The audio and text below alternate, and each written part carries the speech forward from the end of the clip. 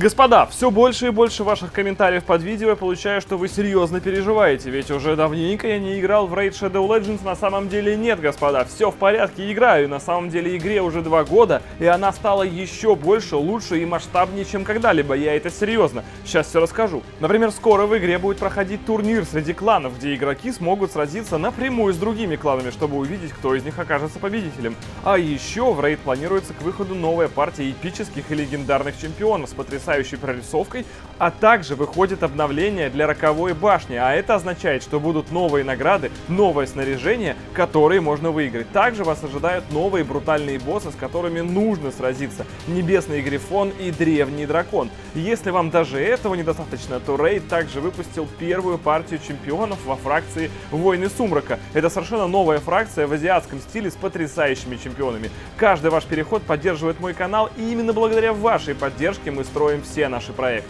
Ну и как всегда есть интересная идейка. Давайте соберем 3500 инсталлов. Можно пройти по ссылке в описании или отсканировать QR-код. И тогда в качестве нового игрока вы получите 3 древних осколка, 50 рубинов и 100 тысяч серебра, а также крутого чемпиона Ютуна. Причем бонус доступен только в течение 30 дней. Так что скачивайте, поспешайте и до встречи в Raid Shadow Legends.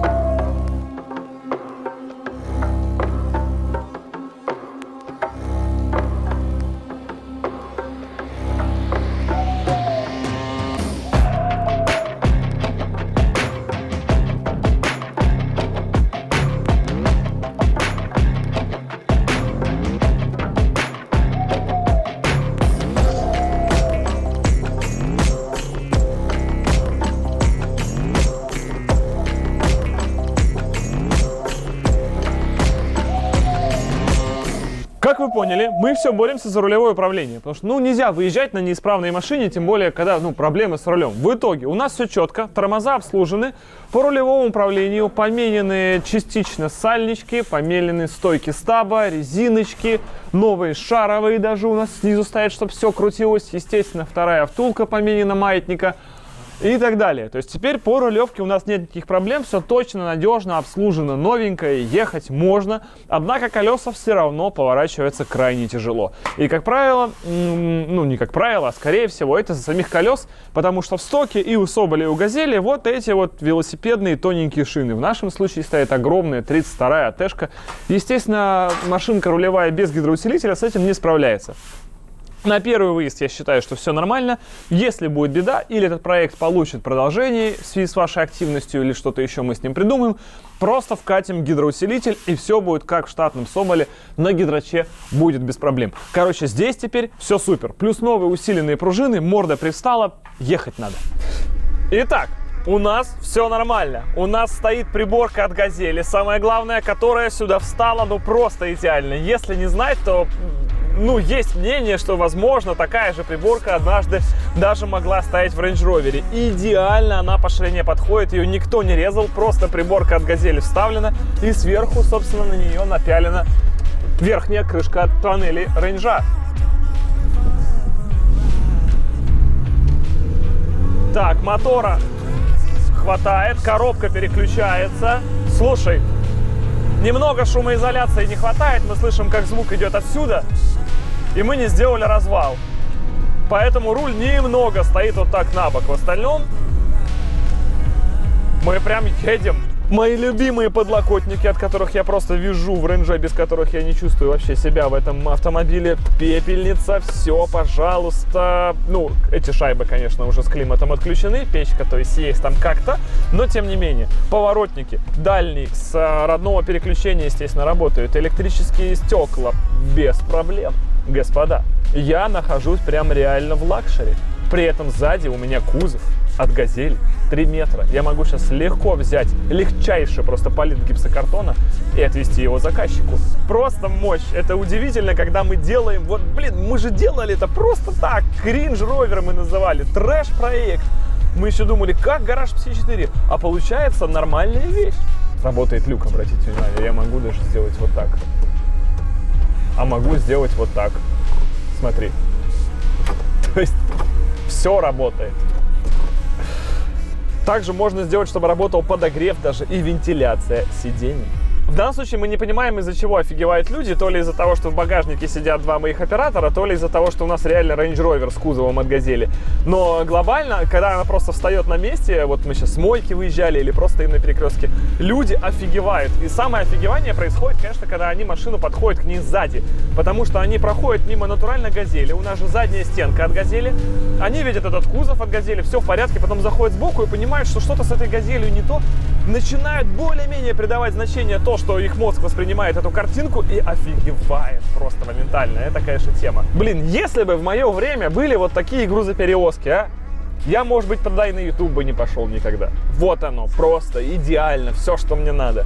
Мой любимый кузов Range Rover, мой вечный, эталонный, любимый стиль, совмещенный с возможностью заработка. Ах. Почему, кстати, Land Rover не делает такие коммерческие грузовики? Понятно, что вместо кожи это все можно дико было упростить там и так далее. Но, по крайней мере, Defender распилить, это же было святое. Видимо, там это не востребовано, ведь есть Ford Transit и прочее. Прямо ностальгия. Любимые грузоперевозочки. Значит, чтобы примерно понимали, как это вот так выглядит от лица водителя. Это выглядит просто офигенно. Элементарно втыкается передача. Едем. Был бы гидрочок, еще бы одна рука на руле была бы, и всем было бы просто хана. По комфорту управления в этой кабине только зеркала оставить. Ну, вернее, поставить другие зеркала на выносе, и все будет идеально.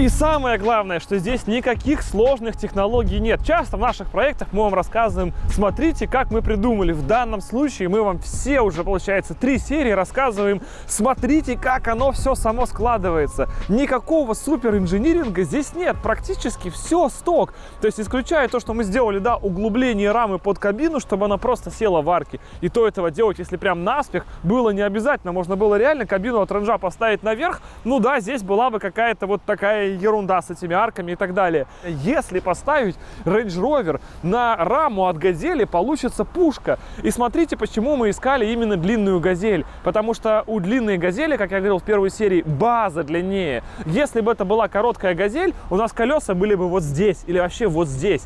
Получился бы, ну, реально котопес убогий. И это бы никак не смотрелось. Потому что в стоке кабина Газели заканчивается где-то вот здесь. А кузов 3-метровый, он также начинался бы уже здесь. То есть этот кузов, он уехал назад. И мост уехал назад. И это бы не получилось на стандартной короткой Газели. Именно поэтому мы тогда взяли эту автолавку. Потому что она была на длинной базе построена. И не было других длиннобазных Газель, ну хотя бы за 150 тысяч. 4-метровые Газели, ну вернее, у которых кузов может быть 4-метровый, а не 3-метровый сзади, да, они всегда стоят дорого, потому что они редкие. И стали выпускать их не в первые года выпуска. И у нас все идеально сложилось. Просто пушка. 12 лет грузоперевозок. Это начинает окупаться сейчас. Наконец-то все становится правильно, ребята. Заливная горловина, конечно, здесь перехитрили, грубо говоря, но это уже на самом деле мелочи. Салон. Просто идеальный салон.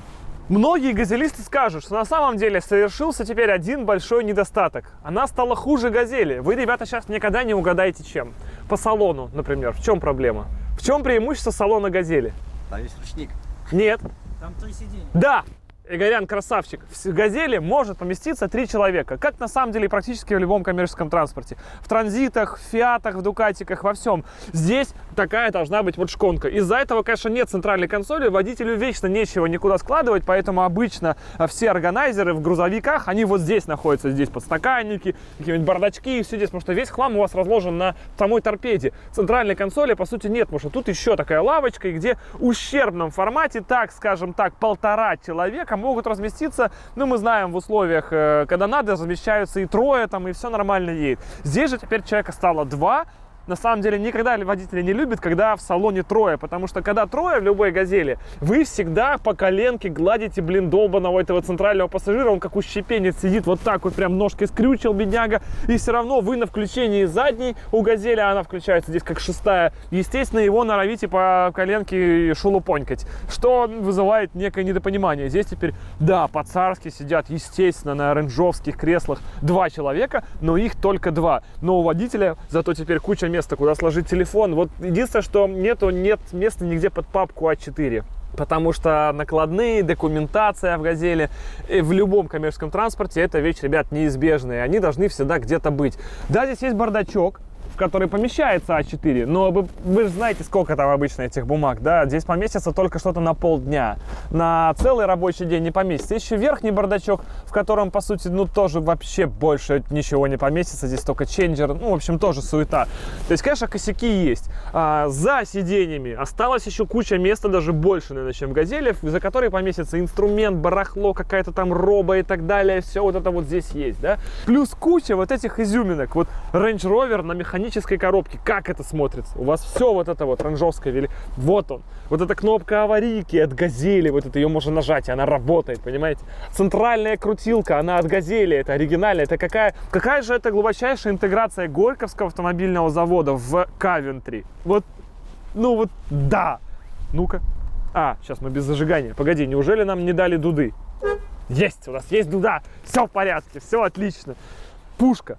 Педаль сцепления, которая была педалью газа в «Зиле», силуминовая, с надписью «ЗИЛ». Ее офигеть как удобно нажимать. И это неожиданно. И она стоит при этом на полу. Что? И привыкаешь к этому моментально. Это очень круто. Вот сейчас, погоди. Вот с чего прям выкусывает сразу весь коммерческий транспорт. Вот это просто обалдеть. Электрический руль с эйрбэгом, кстати, заметьте, он с эйрбэгом. Маффин, сенсорный экран. Я не знаю, что мешает отечественному производителю сделать вот так. Понятно, что кожа, электрический руль там и прочее, это все не нужно, но глобально вот оно, совершенство. Любого водителя посади вот такой салон, и он офигеет. Просто вместо Range Rover надо брать Land Rover, то есть чтобы все было просто пластмассово и так далее. И будет очень круто. И в этом нет никакой сложности абсолютно. Если получилось у нас, получится у кого угодно. И мы специально сейчас поехали без сопровождения. Нету ни спереди, ни сзади рейнджа с операторами. То есть мы едем прям одни. У нас тонировочка. Камеры люди не видят. Типа что-то происходит.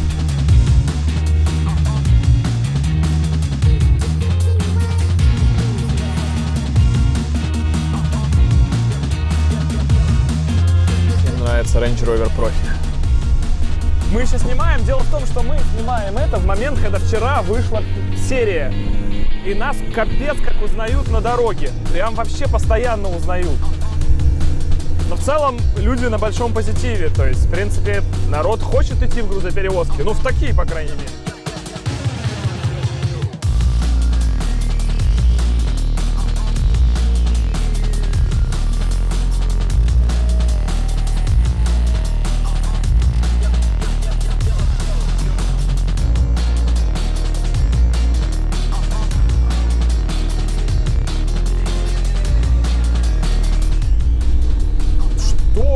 То да, все время вот такая реакция, когда сзади обгоняют, это особенно жестоко смотрится, потому что догоняешь ты «Газель», а обгоняешь ты уже Range Rover, и в какой момент происходит сознание этот стык, это необъяснимо.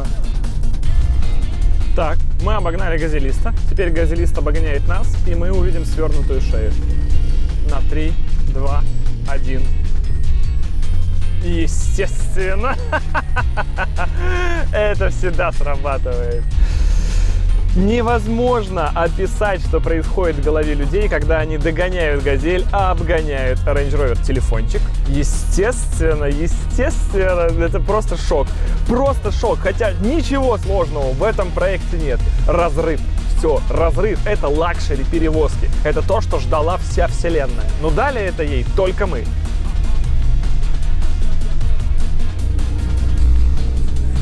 О, аж пальцами там показывает. Ничего себе.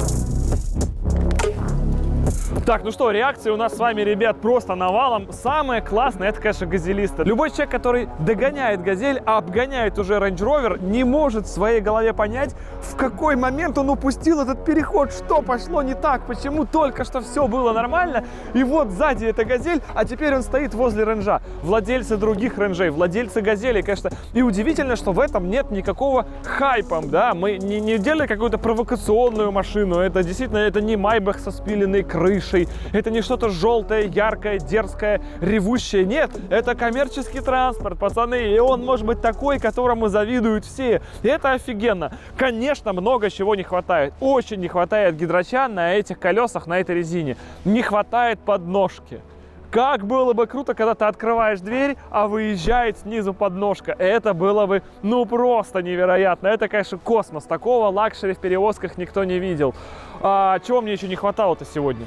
Что-то, ну, чтобы спидометр хотя бы работал и так далее. В общем, много чего, господа, не хватает и можно еще доделать. Доделаем ли мы это? Это, конечно, уже зависит от вашей активности. Если, как бы, вы захотите, чтобы было продолжение, да, можно попытаться устроиться в грузоперевозке. Для справки, в Яндекс.Доставку нас сразу же не берут, потому что мы не проходим погоду, мы не проходим фотоконтроль, как бы, да, заранее. То есть, ну, как бы, это было бы странно. И, конечно же, зря получилось по итогу выпилена задняя рессора. Зад нужно возвращать на свои листы, какие они были, чтобы было 3 листа рессор сзади, и чтобы зад еще немножко приподнялся, потому что вот сейчас самую дольку вот этой гармонии в конце не хватает, расстояние от колеса до арки сзади меньше, чем спереди. Из-за этого, даже несмотря на то, что кузов стоит в горизонте, визуально кажется, что морда выше. Просто потому, что это пустая арка, а эта арка наполнена колесом. Вот так, ребят, обычно все это работает в визуале. В общем, так или иначе, господа, Range Rover однозначно очень эмоциональный и очень классный. Он пропорциональный, он красивый, и при этом он простой, несложный и абсолютно понятный. Это гармония, какова она есть. Мы просто берем идеальный кузов Range Rover и соединяем его с идеальным кузовом «Газели». Все. Ребята, совершенство есть, и оно прямо здесь. Я счастлив. Огромное спасибо, что смотрели этот проект. Может быть, он еще будет продолжен. Огромное всем удачи и пока. У Z не будет точно, даже не просите. Это уже пошло. Ну, будет то же самое, но с дымом, да. Угу.